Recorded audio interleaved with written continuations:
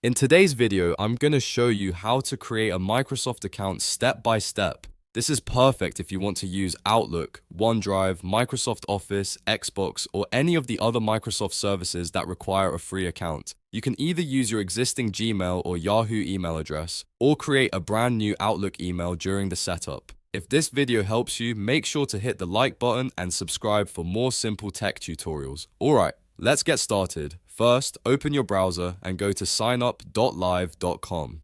This will take you directly to Microsoft's account creation page. Once the page loads, you'll see the option to enter an existing email address or create a new one. If you already have a Gmail or Yahoo account you want to use, type that in here. If you'd rather make a new Microsoft email, choose the option to create a new @outlook.com address. If you choose to create a new Outlook address, type in the username you want.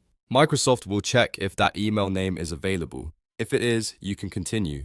If it's already taken, just try a variation until you find one that works. Once you have your email choice ready, click Next. Now Microsoft will ask you to create a password. Make sure you choose a strong password that you can remember, because this will protect your account. After entering your password, click Next again to continue.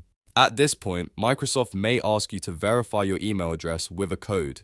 If you used an existing email like Gmail or Yahoo, go to that inbox and look for the Microsoft verification message. Open the email, copy the code, and paste it back into the verification box on the Microsoft page. This step confirms that you own the email address and helps secure your account. Next, you'll be asked to enter your first name and last name. Type your real name exactly as you want it to appear on your Microsoft account, then click Next. After that, Microsoft will request your birth date. Select your month, day, and year from the drop-down menus and continue. Before finishing, Microsoft may show you a Captcha puzzle to confirm you are not a robot. This is a normal security step. Follow the instructions on the screen and complete the puzzle carefully.